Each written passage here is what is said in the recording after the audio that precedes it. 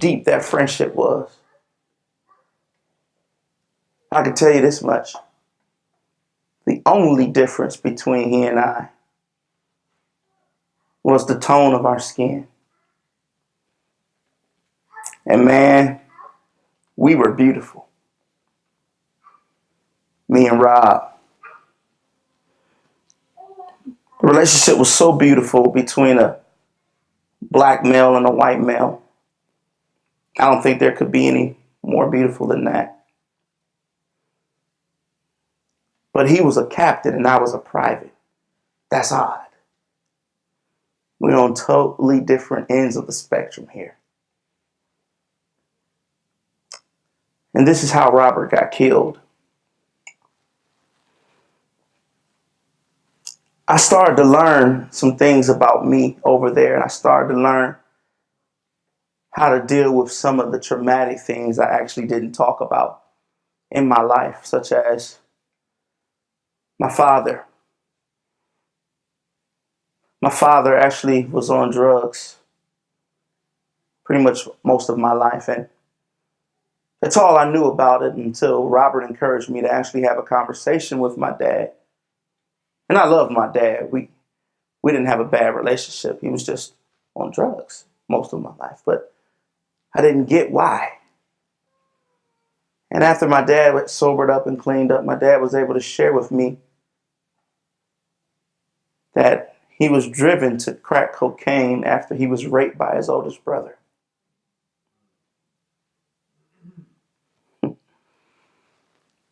I would never had that conversation had it not been for Robert. I dealt with some trauma over there in Iraq. And the way I dealt with it was I actually went and learned how to play the piano. I taught myself, y'all. I actually taught myself on Saddam Hussein's black upright piano that he kindly left for us. It was his. Robert showed me where it was. Robert actually heard me humming and realized I had some sort of musical ability, and he asked me if I had ever taken a lesson before, and I told him no, and he said, well, here's your free time. I'm suspending you from missions. I want you to sit down here and write out your pain in music. He said, man, that is how you can beat this trauma. Little did I know the last song I will write in Iraq to beat my own trauma would be the song I would sing at Robert's funeral.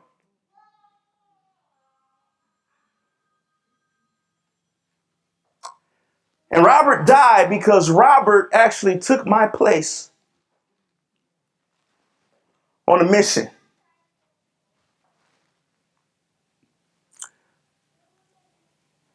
I've never been able to say that until today. Because he wanted me to continue writing music. He said, Trotter, you stay back. I'm going to go on a mission for you. And when I went back into our tent, I realized that Robert had made his bed with the U.S. sign facing up. And that means I'm not coming back.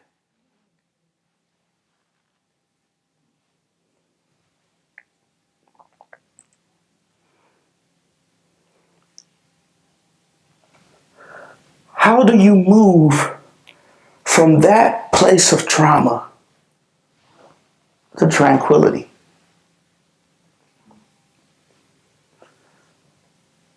How? I can present to you my argument that it is the same way a woman moves into the decision of going forward with having a child after she begat the child out of rape. I say to you that it is the same way any Kennedy could move forward in life after watching former President and Rob Kennedy get gunned down. I say to you, it is the same way that Coretta Scott King can push forward and hold her head up high sitting at a funeral of a giant. I say to you that it is the same way that we held each other and we bonded together as our Twin Towers collapsed. We find some way to tap into a piece of humanity that it lies within you and I that says we are first survivors. It says that we were born and shaped and formed in traumatic movements. It says that we belong to a nation that has always found some way that in the face of adversity, in the face of segregation, or in the face of police brutality, or in the face of anything that says hate prevails, we found a way to bond and bridge together and say only love, peace, joy, and grace will abide here. Because here's what happens in every war, in every trauma, in every situation that is perilous. Somebody has to make a treaty. Somebody has to decide that I will be that treaty. I will be the one to take up the fight and say, hey, only love lives here. Hate's not allowed. I've learned that a lot of people in our world ask this question, and I'll wrap up with this. I learned a lot of African Americans want to know, how long will I be judged by the tone and the tint of my skin? I know a lot of Caucasians want to know, how long will I be judged by the actions of my ancestors?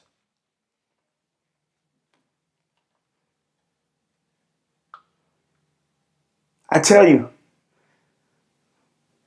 as long as you see yourself as a stat, as long as you see yourself as this insignificant morsel, as long as you view yourself as being at the end or the bottom of the totem pole, as long as when you look in the mirror and you only see your nose and your eyes and your hair and your skin, and you don't see a hero, you don't see someone who had enough guts to get up in the morning. As long as you are looking at yourself and your neighbor and seeing only the differences that can drive a wedge between you, and you're not looking at you as the treaty to a war-torn world, I tell you, the answer to the how long is forever. But I tell you this, if you have come to what's beautiful about you and what's beautiful about your neighbor, and you build on those beauties, and you recognize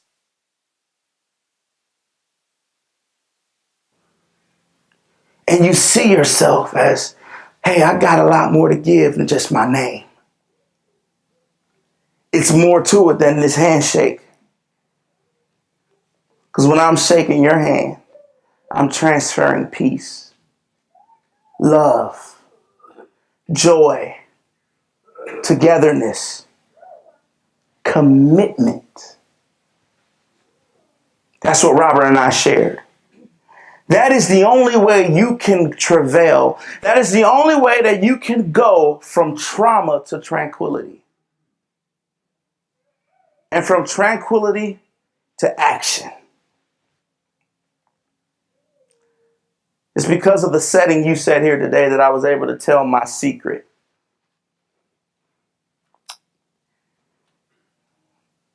My trauma.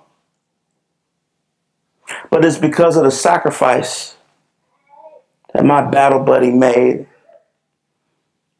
It's because of his life. It's because of his death. And it's because of his spirit. It pushes me and it drives me on. Do I have bad days? Do I have days where I am overcome with PTSD moments? Yeah. Partly, I believe, it's because I carried trauma for so long. I didn't know how to dispel it. I didn't know how to tell my secret to people without feeling that they would look at me like, man, you are scum to let that guy go on your mission.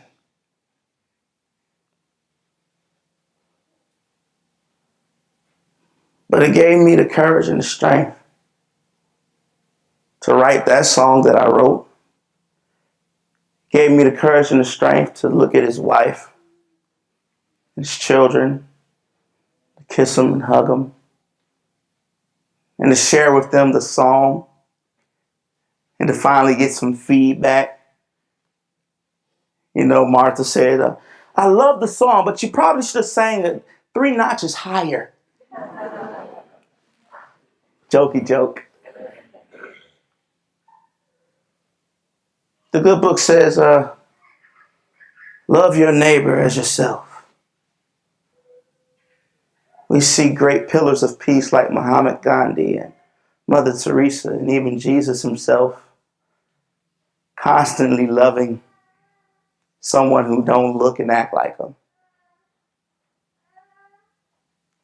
That is our treaty in this world. That is our treaty. To go from trauma to tranquility, making personal treaties with ourselves to say, we can't get stuck here. We can't stall at trauma. Yes, it may hurt. Yes, it may have been bad. Yes, it may one day make for a really cool, dramatic movie starring Tom Cruise. But you can't get stuck at trauma because life is too tranquil. There's too many more smiles to meet. There's too many more Robs out there. And who knows, maybe someday life will give you the duty of being someone else's Rob.